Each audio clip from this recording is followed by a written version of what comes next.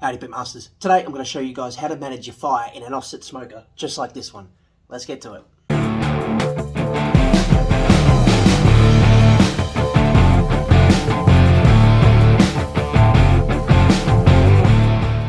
So to start this video off, I'm going to show you our smoker already up to temp mid-cook. So our wired thermometer and our thermometer built into the smoker are reading at around 250 Fahrenheit, which is what we want.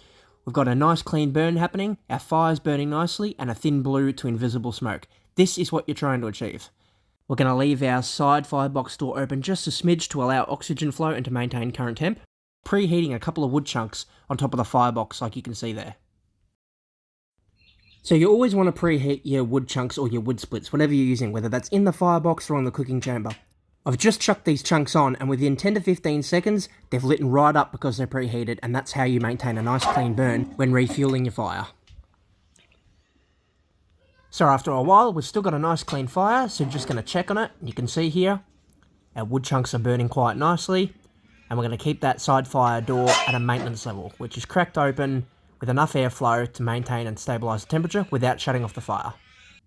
So it's about half an hour later and we can see our temps starting to drop, which means our fire's probably getting low. You can see here that those wood chunks have burnt down, so it's time to put our next lot of preheated ones on.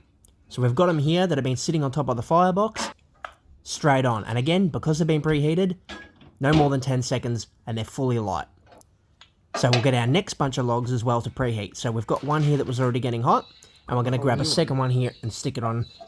That way they preheat. Now you want to keep them rotating. You put one on, you grab a new fresh one that's cold and preheat that one next to it, and the hottest one goes on first.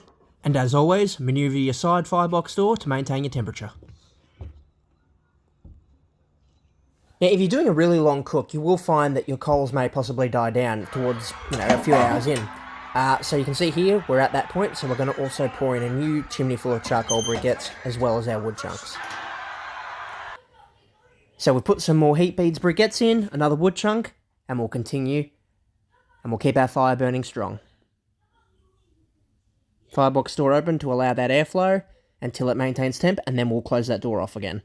So far, looking so good. It's all trial and error, and you just got to practice, and practice will make perfect, using your damper and side firebox door to control your fire. So there you have it. That's a very basic way to manage your offset smoker fire using wood chunks. Cheers.